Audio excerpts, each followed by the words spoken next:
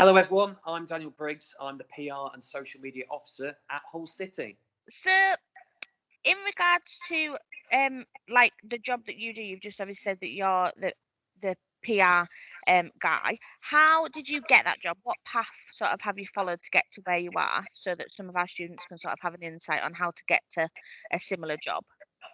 From a young age, I knew I wanted to pursue a career in sports journalism, in sports media. Football was always my passion. I first got some experience when I was 14 years old. I did some match reports for Kidderminster Harriers for the Express and Star newspaper in Wolverhampton. I studied English language at sixth form, and then went to university for 3 years, University of Central Lancashire in Preston. Studied sports journalism there, and alongside my degree, I got a lot of experience. I worked at Blackburn Rovers for 3 years, working on their radio station, a studio assistant and on-air contributor. Also did work for their programme. I did work for Preston North End, Braintree Town, Blackpool FC Ladies, Alfreton Town. I did work experience at Burnley, BBC Radio Lancashire, and Soccer M. So I got as much experience as I possibly could.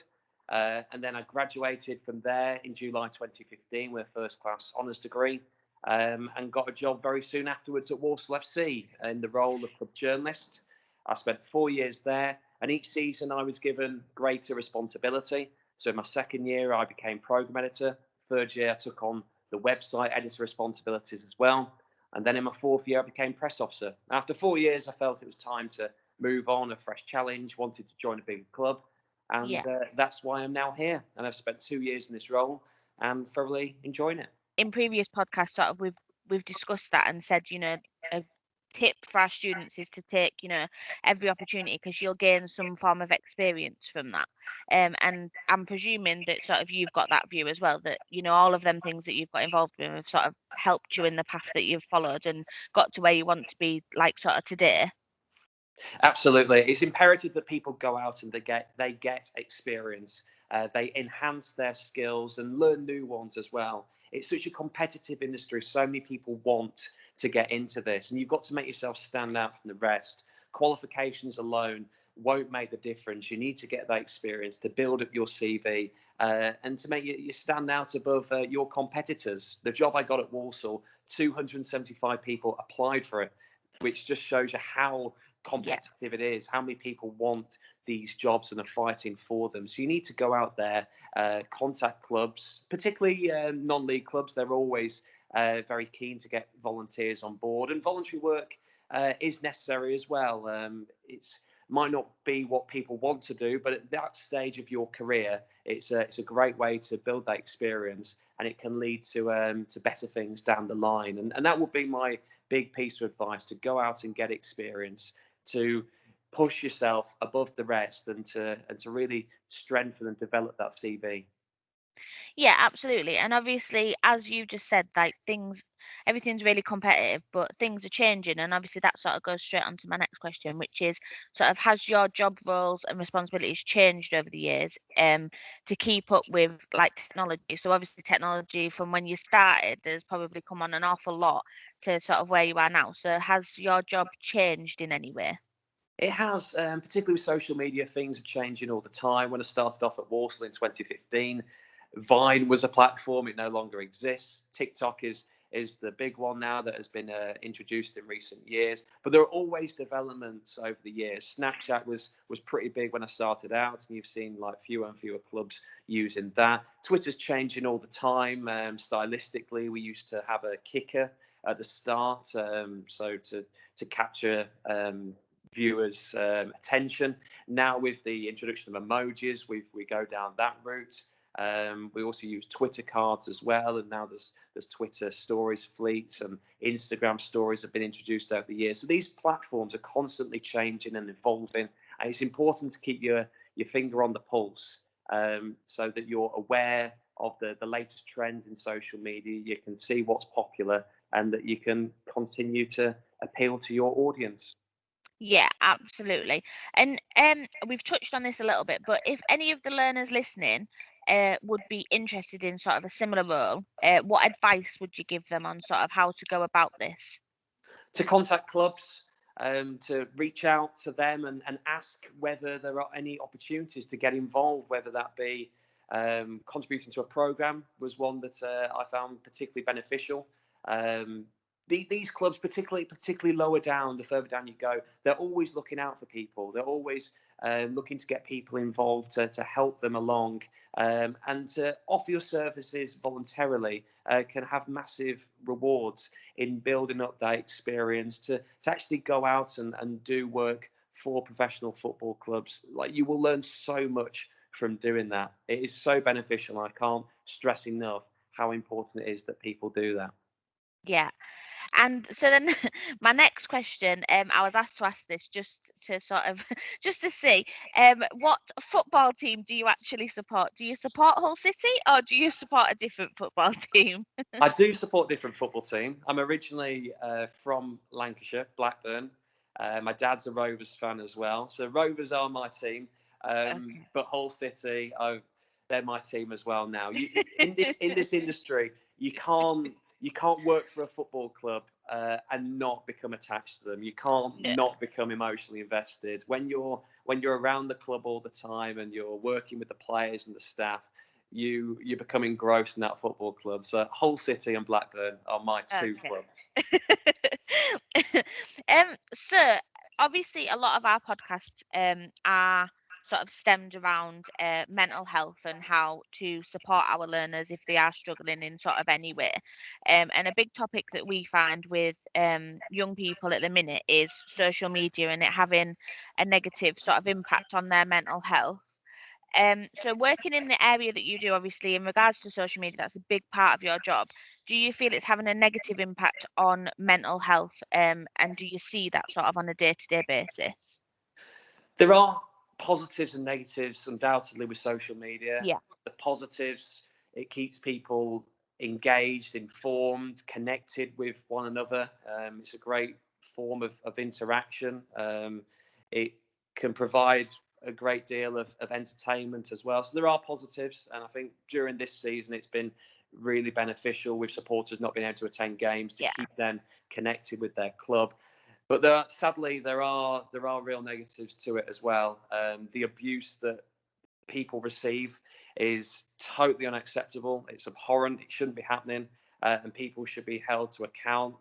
The relative anonymity that social media provides enables people to say what they like, and it's important to remember that no matter how famous someone is, no matter how much they earn, and no matter what job they do, they're not immune to criticism. no, They can be affected by it like every one of us.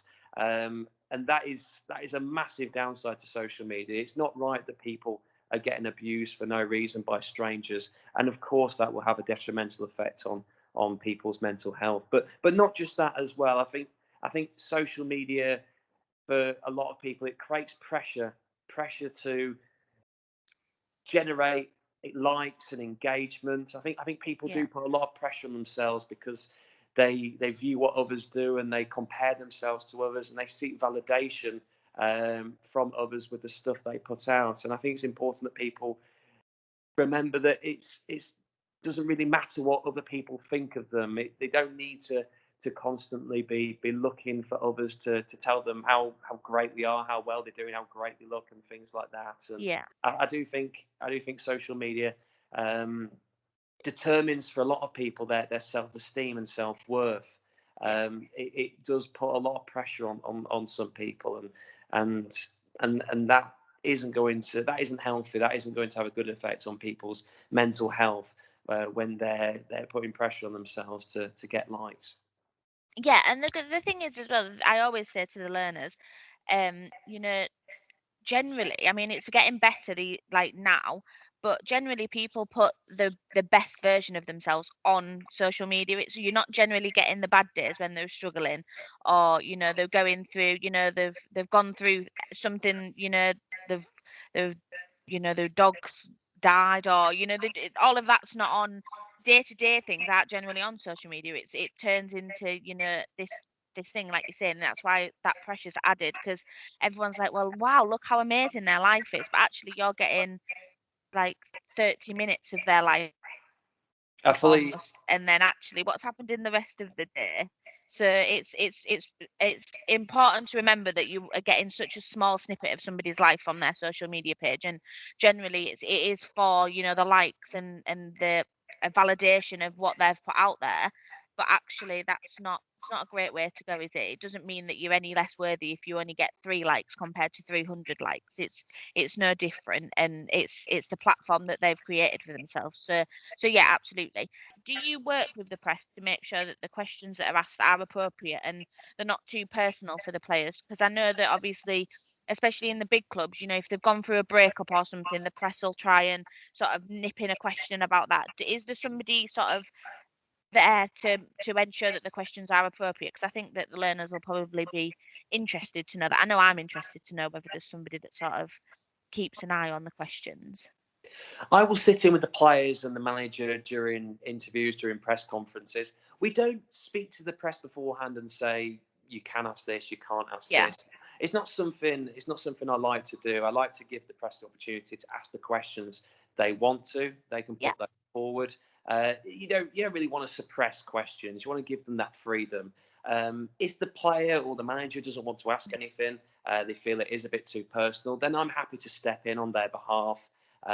There's no pressure to answer the question. I will step in and move it along. But we will work with the press on other things. The press conferences tend to have an embargoed section, so the press will be allowed to ask questions that can be used a little bit later down the line. Occasionally, we will give the press a heads up as well. So if we're to make a signing or there's a contract announcement, we'll give them notice of that. We'll tell them when it's going to be, and we'll say you can ask questions about that, but you can't use it until after it's been announced. So we will look to work with right. the press, but we don't tend to say to them, you can't ask these questions, Okay. because we want to give them the freedom to Yeah. ask what they wish. Oh, cool. Well, that's interesting to know because, like I say, it's something that I've always thought. I've always wondered whether there was, you know, like a script or whatever that they had to follow, or whether it was just sort of free for them to ask anything. So that's quite interesting for them to know. So every podcast that I do, I always ask the guests to give a top tip for our learners. So, what would your top tip be for anyone wanting to pursue a social media career or a career very similar to yours? Experience, like I touched on earlier, going out, reaching out to clubs and getting that real world experience to which will really appeal to future employers, and keeping your finger on the pulse. It's really important to stay on top of social media trends. I also believe it's worth anyone looking to pursue a career in social media that they perhaps set up their own social media page. They perhaps, if they're a fan of a certain club, perhaps set up a fan page there, but try to run it professionally, because that can then demonstrate what that person is capable of, Yeah, and they can use that as an extension of their CV, if you like, when applying for jobs. This is the social media account that I run. This is what I can do. This is what I can bring to you. I think that's a great way of demonstrating that. But yeah. staying on top of everything, staying on top of what's current, what's relevant, what's trendy at that moment in time. I think that's really, really important when it comes to social media, and getting that experience, contacting your local clubs and seeing if there's anything going, and there's an opportunity to actually get experience there. That's the big tip. Lovely. Well, thank you so much for being a guest on the podcast. And I hope you've enjoyed it. And I'm sure the learners will have got an awful lot from that. And it's nice to get an insight into, you know, a local club and a club that a lot of our learners do follow. So thank you very much for being a guest, Dan. You're very welcome. A pleasure.